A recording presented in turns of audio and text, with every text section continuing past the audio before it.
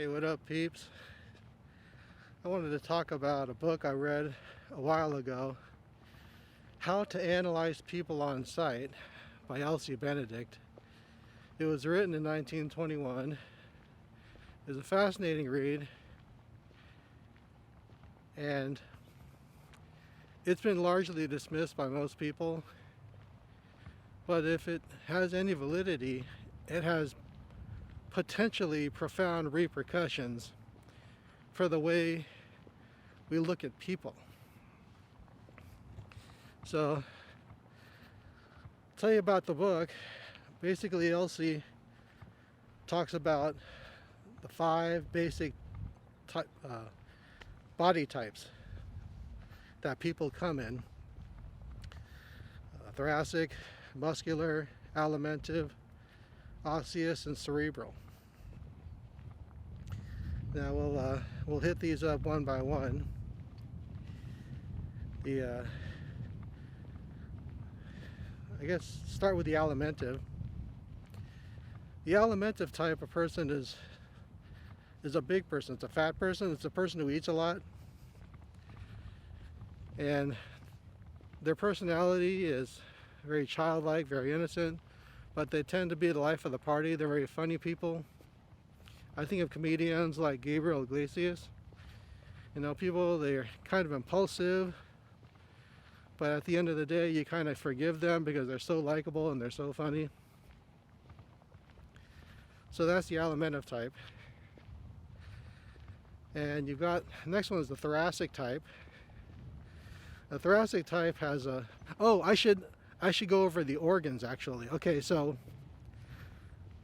basically the way Elsie described it, with going back to the alimentive type. So the alimentive type has the digestive system as more developed than the other organ systems. So the thinking is that people are going to naturally gravitate towards doing or using the organs that God gave them. So if your digestive system is more developed than the rest of your systems, then you're going to wind up eating more because you're going to feel the need to use that organ system more. I'll give you, I think thoracic type is a better example. In the thoracic type, the heart and the lungs are more developed than the other systems. So these people are very charismatic. They tend to be actors, actresses. Think Christopher Lee. They tend to be very handsome, thin. They got great bone structures.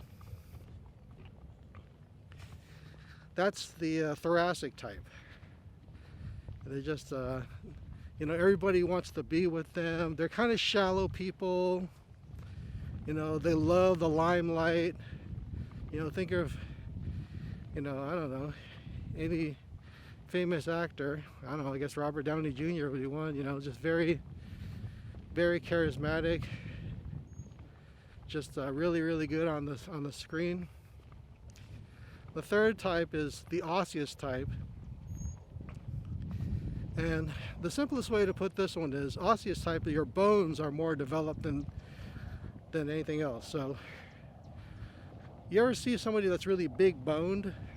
Not necessarily big, in terms of like fat or anything, but just like really big boned, really thick bones. That's Osseous type. They're just big, heavy, like a big ox.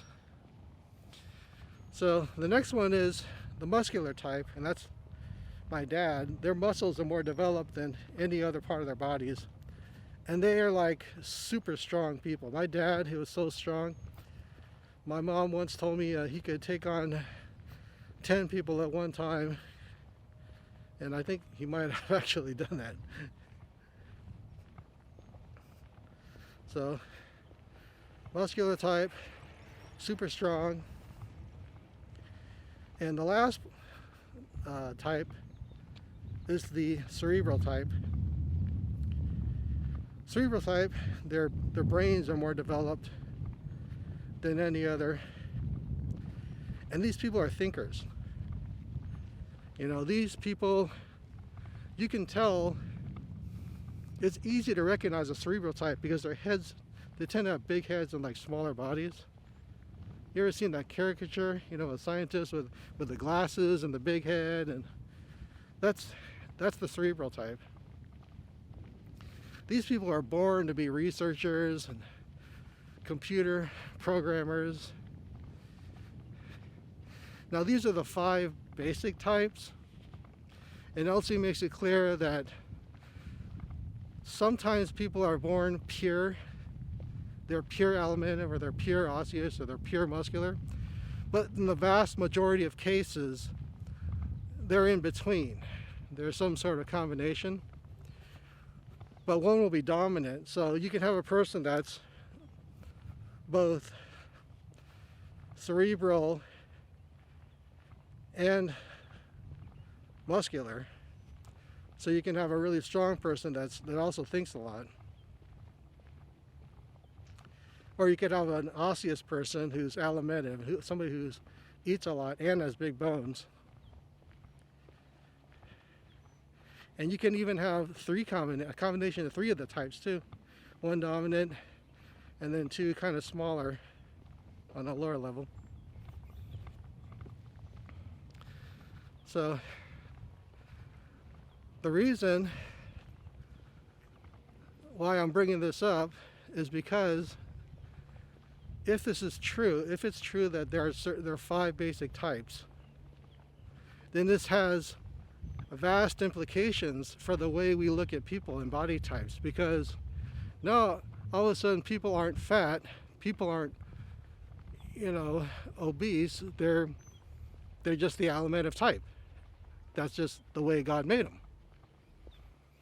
And you know, a lot of this, you know, cultural pressures to eat less, eat healthier, and you know, do exercise, a lot of that's would go by the wayside if we acknowledged alimentive type for being who they are.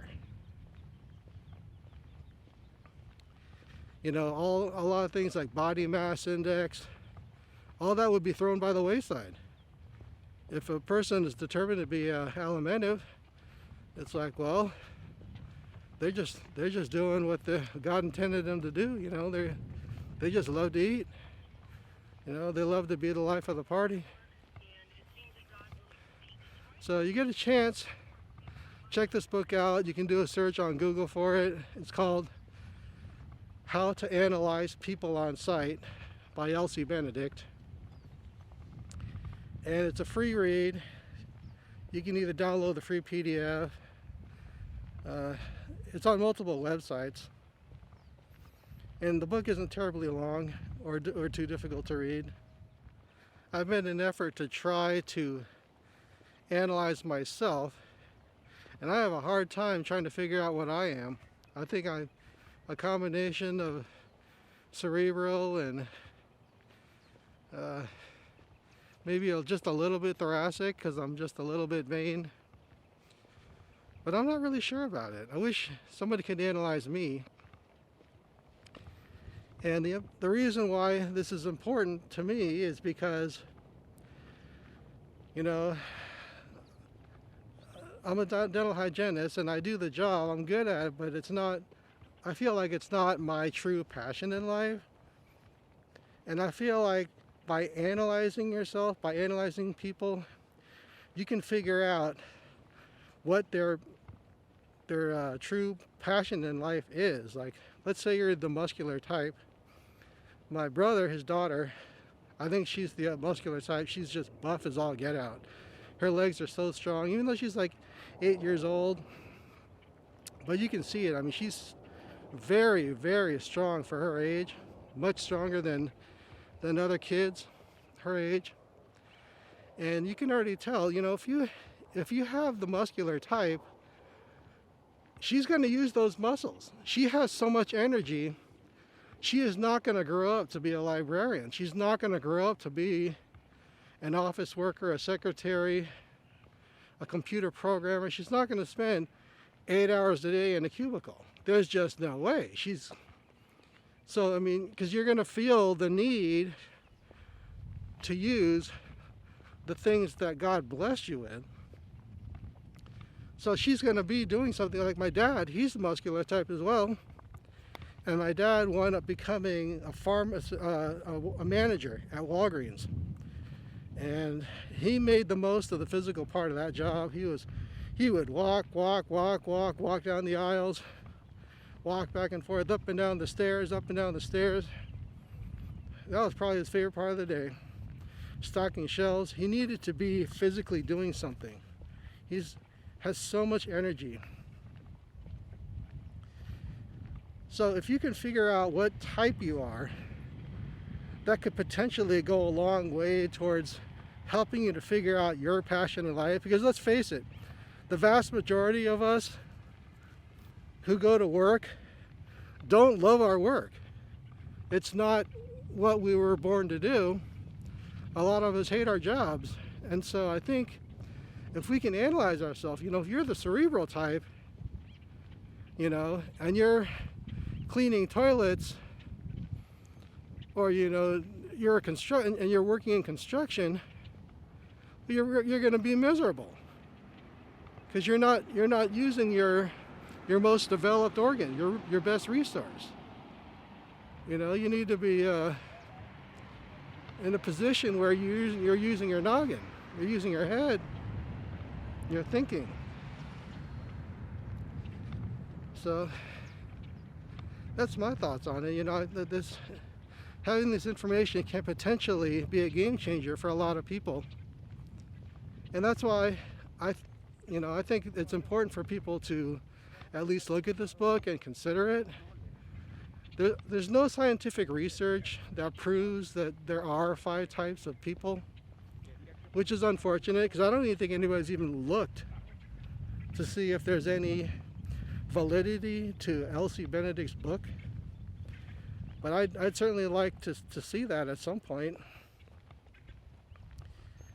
So yeah, that's going to be it for this video, and see you in the next one.